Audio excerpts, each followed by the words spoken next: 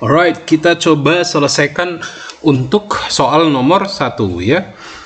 Tadi kita punya ini kawatnya batang dan kita punya kawat. Batang panjangnya adalah L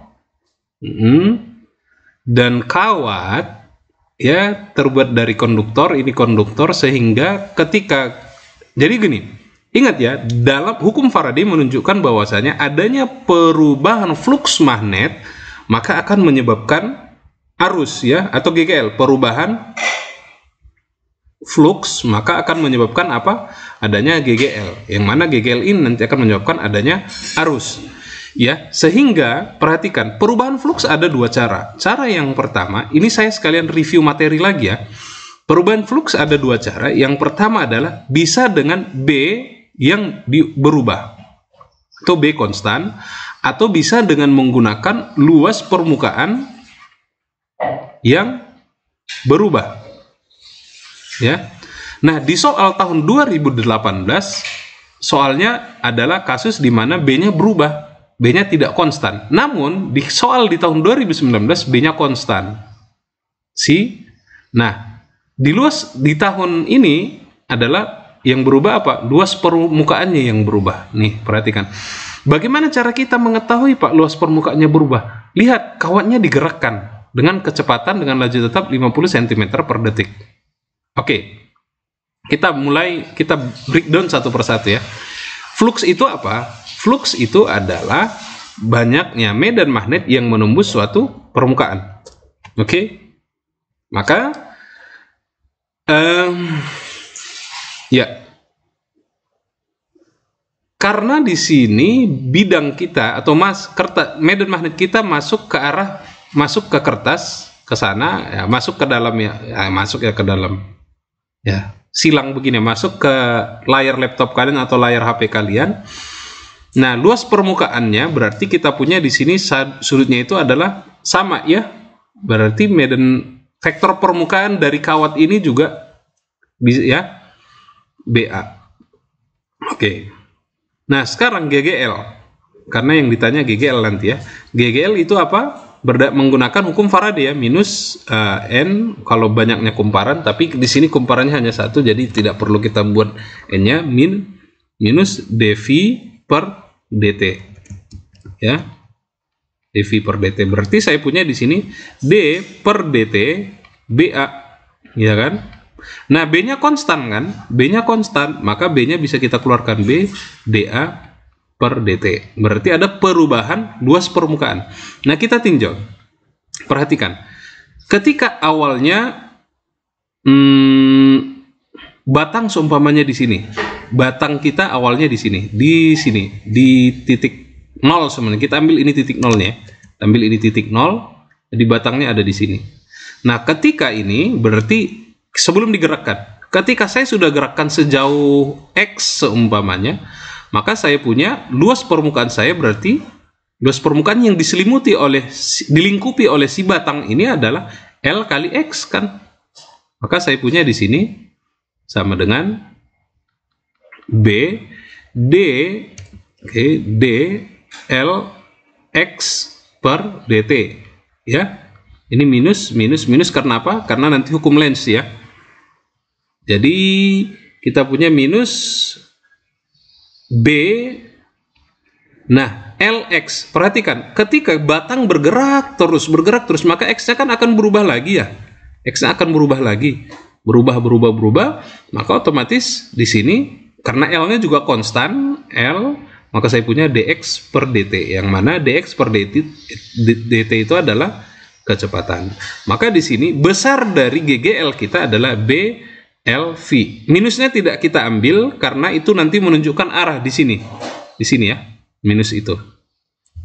Jadi solusinya ya udah tinggal kita masukkan, B-nya adalah 33, L-nya adalah 30 cm, ubah ke dalam bentuk meter, 30 kali 10 pangkat minus 2.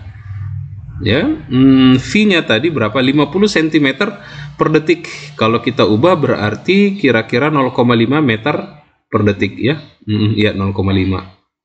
Ini kalau mau ribet langsung 0,3 juga bisa. Hasilnya adalah 4,95 volt. Maka muncul GGL induksi 4,95 volt. Ingat di sini batangnya itu bergerak dengan kecepatan konstan ya, laju tetap. Oke. Nah, sekarang kita lihat B. Jika batang memiliki hambatan, nah di dalam batang ini ternyata ada hambatan. Ingat tadi saya bilang, perubahan flux menyebabkan munculnya GGL. Nah, munculnya GGL ini akan menyebabkan adanya arus. Maka saya punya arus itu sama dengan ya V per R.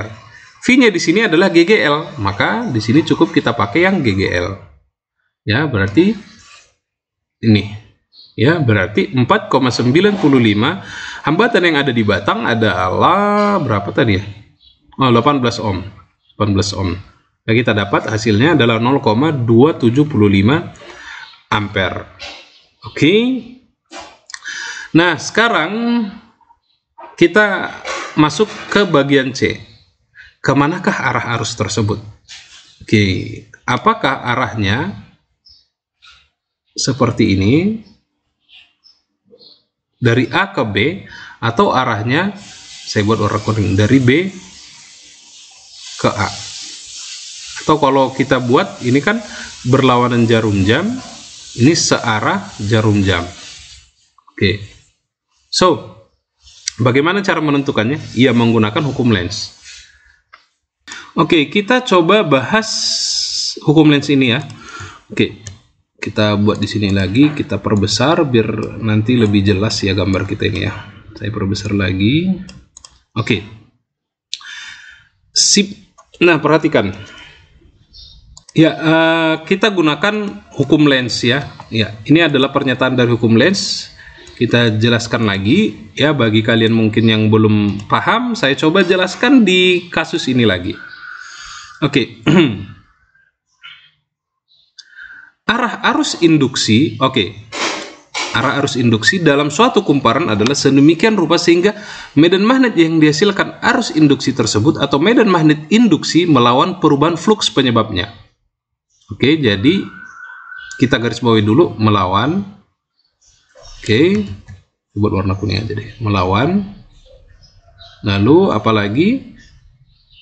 Ini tepatnya sebenarnya medan magnet yang dihasilkan arus atau medan magnet induksi melawan perubahan flux ya penyebabnya.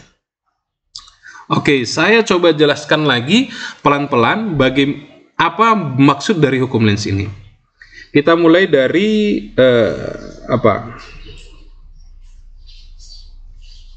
hukum Biot-Savart ya. Hukum Biot-Savart menjelaskan apa? Biot-Savart. Kita mulai dari Biot-Savart. Pelan-pelan ya, ini akan sedikit banyak, tapi agar kalian paham di hukum Lenz ini. Hukum Biot-Savart menjelaskan bahwasanya di sekitar medan, semuanya saya punya kawatnya saya aliri arus listrik I, maka di sekitar kawat tersebut akan muncul medan magnet. Ya, jadi di sini apa? Medan magnet muncul di sekitar kawat. Karena kawatnya dialiri arus listrik. Oke. Nah, perhatikan. Tadi kita sudah membahas GGL. GGL muncul, maka dia akan menyebabkan, sebentar, sebelum GGL ya. Perubahan flux ya. Perubahan flux delta V. Adanya perubahan flux, maka dia akan menyebabkan munculnya GGL. Maka GGL muncul, maka akan ada muncul arus. Arus yang muncul ini kita sebut dengan arus induksi. Oke. Arus yang muncul karena adanya GGL. GGL muncul karena adanya perubahan flux. Paham? Jadi kedua bagian ini nanti akan berhubungan. Perubahan flux penyebabnya itu dalam hal ini adalah medan magnet yang masuk ke dalam bidang ini. Masuk ke dalam bidang ya, masuk ke dalam bidang. Jadi bayangin aja, ini memang harus bermain kemampuan kalian untuk mengabstraksi itu harus ada di sini.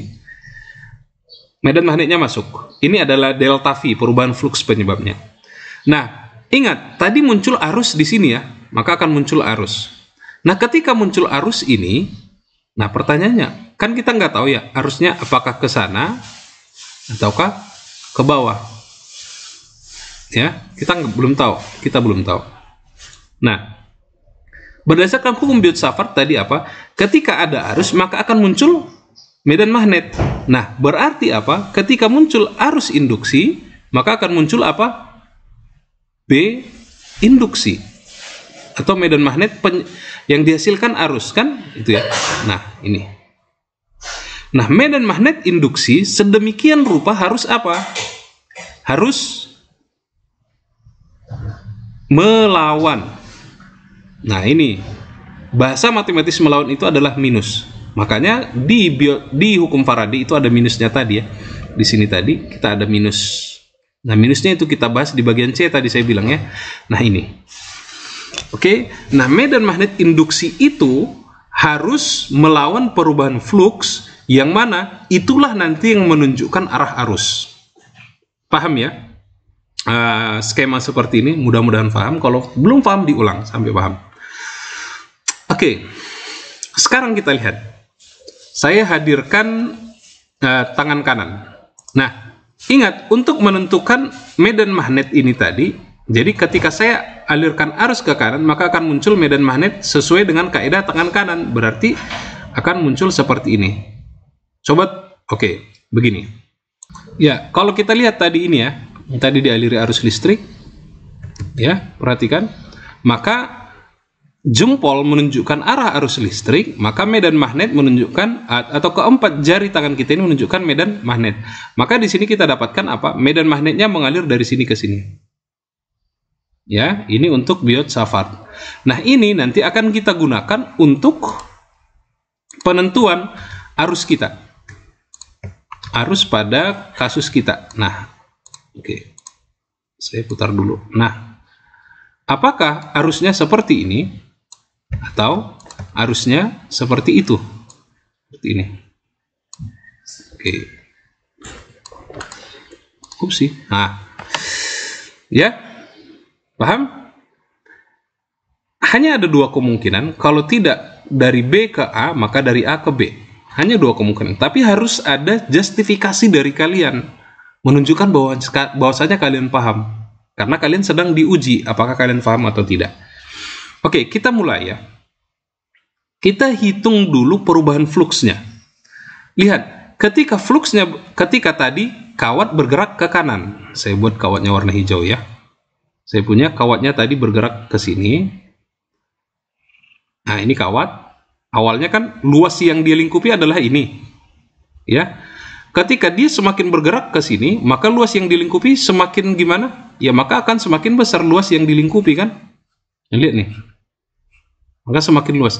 Itu artinya apa? Semakin kawat bergerak ke kanan, maka perubahan fluxnya gimana? Nah, di sini delta V-nya gimana? Perubahan fluxnya semakin besar. Oke? Nah, di sini perlu kalian garis bawahi lagi bahwasanya medan magnet kita masuk ke dalam bidang. Artinya apa? Ketika tadi saya gerakkan ke kanan, maka fluxnya semakin besar. Jadi bayangin aja ada air yang masuk semakin besar ke dalam atau memasuki tubuhmu gitu, atau memasuki layar laptopmu. Paham? Jadi bayangin aja ada air yang masuk ke dalam laptopmu semakin banyak. Maka kamu harus melawan perubahannya. Melawan perubahannya artinya apa? Bahwasanya kamu harus, kalau tadi masuk ke dalam layar HP-mu, maka kamu harus punya usaha atau sesuatu lah medan melawan perubahannya. Artinya harus ada usahamu melawannya. Melawan berarti dari dalam laptop keluar. Itu analoginya. Saya ulang pelan-pelan. Bayangin kamu punya air yang masuk ke dalam HP-mu, ke dalam layar HP-mu. Oke? Maka kamu harus melawannya. Berarti harus ada sesuatu yang arahnya dari dalam HP-mu keluar. Jadi keluar HP-mu, harus ada sesuatu yang keluar HP-mu. Nah, sesuatu yang keluar HP-mu itulah arah medan magnet induksi. Paham? Paham? Oke ya, paham ya? Nah, pertanyaannya, arah magnet induksi tadi menunjukkan apa? Ditunjukkan oleh keempat jari ini. Nah, kalau tadi di sini kasus kita medan magnet induksi kita masuk, maka kita harus membuat medan magnet induksi B induksi itu harus keluar. Kan gitu ya? Harus keluar. Nah, kalau kita gunakan ini apa? Ini arus. Makanya ini arti sedemikian rupa, kita cocok-cocokkan, kita paskan apakah arusnya ini, arusnya itu. Kalau kita ambil ke arah bawah seperti ini ya, maka saya dapatkan apa? Maka saya dapat tangan keempat jari saya ini, medan magnet induksi B induksi saya ini apa? Arahnya kan masuk ya. Coba, masuk ke dalam bidang. Sedangkan tadi perubahan fluksnya semakin masuk ke dalam bidang, semakin besar. Maka kalau kamu buat arah ini, maka ini justru akan tidak melawan, justru mendukung kan? Ini akan mendukung, maka bukan ini jawabannya. Lalu jawabannya yang mana? Pasti ini. Kenapa? Ketika saya buat arah arusnya ke sana, maka saya punya B induksi ke arah atau masuk ke melawan, keluar bidang. Ya, jadi saya punya gitu ya, keluar bidang atau ke arah atas. Ya, sedangkan tadi medan magnet flux penyebabnya masuk ke dalam, maka B induksinya harus keluar, maka arahnya seperti ini. Maka arah arus kita adalah, saya buat warna merah, arah arusnya adalah dari sini, jadi dari sini, ini arus, ini arah arusnya. Boleh kamu katakan arah arusnya dari B ke A, boleh, atau bisa juga kamu sebutkan arahnya adalah berlawanan jarum jam, atau boleh juga kamu sebutkan counter clockwise ya, clockwise, CCW wise gini ya. Oke, wise. Oke, perlawanan jarum jam atau dari B ke A ya. Ini adalah solusi untuk menyelesaikan arah arusnya. Semoga bisa lebih paham. Kalau saya lihat sih ini penjelasan yang lebih make sense, lebih sederhana dibandingkan soal yang di tahun 2018 yang saya buat di video sebelumnya. Oke, demikian untuk soal nomor berapa nih? Nomor 1 masih ya. Semoga bisa difahami. Coba kalian komen di bawah apakah cara ini lebih mudah dibandingkan cara yang sebelumnya di solusi UAS 2018. Saya pengen tahu aja, coba di komen ya. Mudah-mudahan sih lebih gampang dipahami. Oke, kita lanjutkan ke soal nomor 2.